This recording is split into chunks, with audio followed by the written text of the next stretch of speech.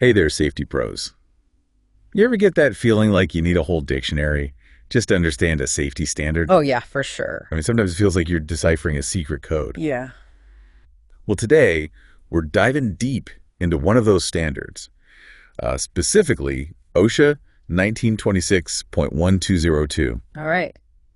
And this deep dive is presented by Safety One Source. Great. Now, this standard, it's all about confined spaces, Right. And it can be pretty dense, but we're going to break down some of those key definitions. Okay. The ones that are really the foundation for a safe, confined space program. Yeah, and believe me, getting those definitions right is not just about, passing an exam or something. Right. It's about preventing, real world tragedies. Absolutely. I mean, you hear about those freak accidents, but so often you take a closer look. Yeah. And it turns out someone missed a key safety definition. Exactly. Or procedure. Just didn't quite grasp the concept. Yeah, take the term confined space, for example. Okay. You might think, well, that's pretty self-explanatory. Right. It's confined. It's a space. Right, but there are specific criteria in the standard Yeah. that determine whether a space officially falls under OSHA's definition. Right. You misinterpret that, and you could be putting workers at risk without even realizing it. Absolutely. So let's get into it. Break down confined space for us. Right. What does OSHA actually consider a confined space? All right, so the standard lays out 3 key elements. 3. Okay. First, it has to be large enough for an employee to physically enter Okay. and perform assigned work.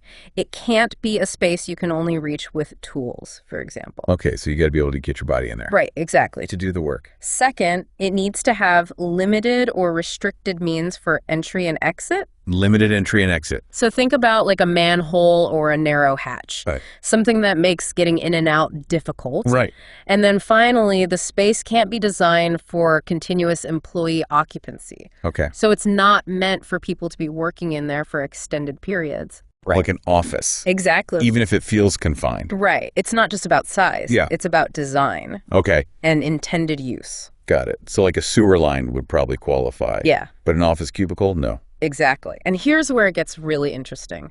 We have to distinguish between a general confined space Okay. and a permit-required confined space. Oh, so there's like levels to this. There are levels. It's like confined space 101, and then you get to the graduate level. So every permit-required confined space is a confined space? Yes, But not vice versa. exactly. Okay, why the extra layer of complexity? Because some confined spaces have additional hazards Right. that make them especially dangerous. Okay. And these hazards are what trigger the need for a permit. A permit to enter? To enter? Yeah. Think of it like this. A standard confined space might be awkward, Yeah. uncomfortable, maybe a little claustrophobic, Right. but a permit-required confined space Yeah. could be deadly. Okay, now I'm intrigued. Give us an example of a confined space. Right. That might seem harmless, Okay. but actually requires a permit. Imagine a large storage tank that was previously used to hold chemicals. Okay. It might be completely empty now, Right. but residual fumes Mm-hmm. or lack of oxygen could still pose a serious threat. So just because it looks empty Right. doesn't mean it's safe. Exactly. You have to consider its history and potential hazards. Precisely. Interesting. And that's why those extra words, permit required, are so important. Okay. They signal that this isn't just a cramped workspace. Yeah. It's a potentially hazardous environment Right. that demands specific precautions. All right. So we've got the basics of confined space down. Right? But what exactly makes a confined space require a permit? Good question. What are those red flags we need to be watching out for? That's where things get really interesting. Okay. And that's what we're going to unpack next. We'll delve into the specific hazards that make a space permit required Okay. and why understanding those hazards is absolutely crucial Yeah. for keeping workers safe. Sounds like we're about to head into some dangerous territory. Yeah. Let's take a quick breather, and then we'll come back to explore those hazards in detail. Sounds good. Okay. So let's dive into those hazards that can make a confined space, a permit-required confined space. Okay. We'll start with one that's probably on everybody's radar, Yeah. hazardous atmospheres. Makes sense when you think confined space, you immediately think about the air you're breathing Right. or not breathing, Exactly. as the case may be. And what's fascinating is that the definition of hazardous atmosphere in 1926.1202, it goes beyond just like the obvious dangers like toxic fumes. Really? So Yeah. it's not just about like avoiding things that smell bad or, make you cough? Not at all. OSHA actually outlines several specific conditions that qualify as a hazardous atmosphere. For example, if the concentration of flammable gases, vapors, or mists exceeds 10% of their lower flammable limit, that's considered hazardous. Okay, back up for a second. Lower flammable limit. What does that actually mean? It's the minimum concentration of a substance in the air that's needed for it to ignite if there's a spark or another ignition source. Okay. Imagine a gas leak, for example. Yeah. Even if it's not enough to completely fill the space, Right. a buildup of gas could create a very real explosion risk. So even a small amount of a flammable substance can be a big problem in a confined space. Huge problem. Makes sense. What else is on that hazardous atmosphere checklist? Here's one you might not expect. Combustible dust. Combustible dust. If it's hanging in the air at a concentration that meets or exceeds its lower flammable limit, that also triggers the hazardous atmosphere designation. Okay, so we're not just talking about gas leaks and fumes here. No. Combustible dust, what are we talking about? Think about things like grain dust in a silo, Okay. sawdust in a woodworking shop, or even certain metal powders in a manufacturing facility. Okay. In the right concentration, these can ignite just as explosively as any gas. Wow, that's a good reminder that hazards aren't always obvious. Right. Sometimes the most dangerous things are practically invisible. Exactly. What other hidden dangers should we be looking for? Oxygen levels. Okay. We all know that too little oxygen is a problem. Right. But did you know that too much oxygen can also create a hazardous atmosphere? Wait, seriously. Too much oxygen is a bad thing. That seems counterintuitive. It's true. OSHA defines a hazardous atmosphere as one where the oxygen level is below 19.5% or above 23.5%. So what's the danger of too much oxygen? Wouldn't that make it easier to breathe? It might seem that way, Right. but the problem is that high oxygen concentrations make things burn much more easily. Okay. So materials that wouldn't normally be flammable can become extremely dangerous in an oxygen-enriched environment. Gotcha. Think of it like adding fuel to the fire, right? Right. More oxygen equals a bigger and faster burn. Okay. I'm starting to see how nuanced this whole hazardous atmosphere thing really is. Yeah. It's not just about what you can see or smell. No. It's about understanding these invisible thresholds that can make a space safe or deadly. Exactly. And we haven't even covered all the potential hazards yet. Oh, no. We still need to talk about, toxic substances. Yeah. Physical hazards. Right. Roles and responsibilities for ensuring safe entry. Sounds like we've got a lot more ground to cover. We do. Safety sleuths, stay with us as we continue to dissect these critical definitions from OSHA 1926.1202. Right. Okay, so we've been talking a lot about what makes a confined space risky, especially when it comes to those hazardous atmospheres. Right. But now I kind of want to switch gears a little bit and focus on the people involved. Okay. Yeah. Because, safety isn't just about avoiding the hazards. Right. It's about having trained and competent individuals in charge of the whole operation. Absolutely. And OSHA 1926.1202 is very specific about the roles and responsibilities involved in confined space entry. Yeah. Each person on that team has a critical part to play. Okay. And their actions or inaction can really have a direct impact on the safety of everybody. So let's break down those roles. Who are the key players in a confined space entry operation? Well, first you have the competent person. The competent person, okay. And this is somebody with the knowledge and experience to identify, existing and predictable hazards. Right.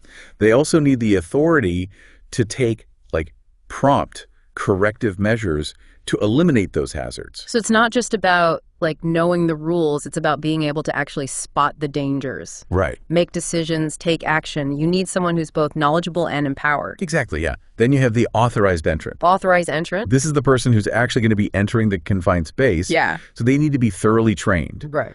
on the specific hazards of that space, how to properly use all the necessary, personal protective equipment, and what to do in an emergency. And then you have someone who is specifically watching out for them, the attendant. Right, exactly. The attendant's job is to stay outside the confined space Okay. and continuously monitor the entrant's well-being. Right. So they maintain constant communication. They're ready to call for help at a moment's notice. It's a crucial role. I can see how that could be a stressful job, knowing that someone's safety really depends on your attentiveness. It really is, yeah.